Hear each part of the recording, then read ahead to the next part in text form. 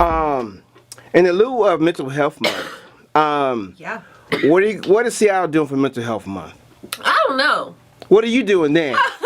Shoot. I don't know what they're doing, but I plan on planning something with a particular therapist. I won't say her name just in case it doesn't actually happen. Right. But we want to do something for the community of color that we have out here, talk about mental health awareness, especially before the month is over, just because it's such a big thing. Like, you know, we all have that person in our family that has the alcohol addiction, the drug addiction, they're depressed, or maybe that's just freaking you. I don't know.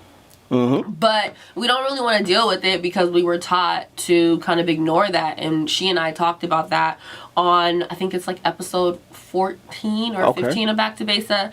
And we just kind of talked about how the stereotype in colored families is just, you don't talk about this, and how it goes all the way back to slavery, you know? And back then you weren't allowed to have feelings, and if you were crying and if you were sad, the slave master would whoop your ass. Like, you know what I mean? Whoa. And the way that she put it was, he didn't want a sad slave. Right. So you weren't allowed to have emotions, you weren't allowed to feel, and that's probably where the whole sissy thing came from, you know what I mean? And, oh, you're a sissy, you're acting like a girl, you know what I mean? And it makes it to where men can't have feelings, but their white kids had all the feelings that they needed, you know what I mean? So it definitely plays a part into what happens now with people of color, and we want to kind of say, look, it's okay to have feelings, it's okay to go to a therapist, it's okay to talk to someone, and it's definitely okay to cry and take time for yourself. Indeed. But the conversation has to be had first. So. Okay.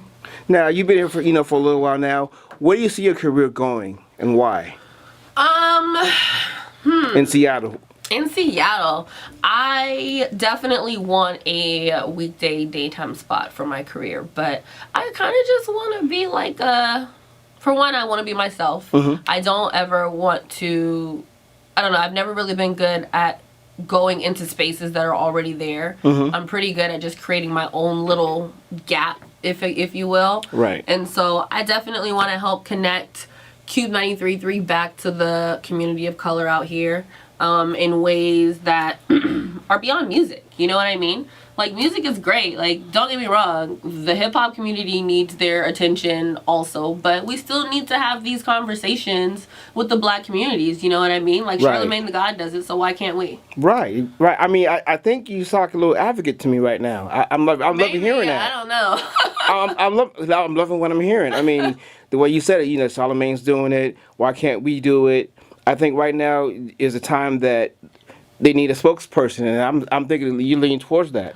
Maybe. I mean, I don't really like labels like that, because I feel like when you, I don't know, maybe this is just me, but sometimes I feel like when you put the label, I'm a spokesperson for this, like I don't know, like there's this extra weight that's put on you. Gotcha. And I just like to do what makes sense for me and what feels natural for me, and I like to just say what freely comes out, you know what I mean? Like, I'm not trying to say I'm just doing things all off the whim, but if it doesn't feel right, it doesn't feel right. And if, you know, maybe I want to go raise money for a band at one school, maybe I won't do that for 5 other schools. Maybe I just want to do it for this one school. So I don't ever really want to be boxed in as just a spokesperson, but I do want to be an advocate for my city and people that grew up the way that I grew up, and trying to make sure that we're being understood in some way, because I feel like the black community that's from Seattle is very misunderstood. I just feel like we're just a big black question mark and people don't understand us. Like,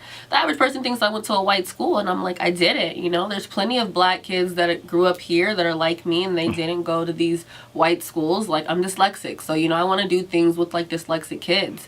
So, but do I want to necessarily 100% be an advocate for it? No, because I don't want to make that my life mission, but I do want to do my part in helping out those kids. DJ Hustle.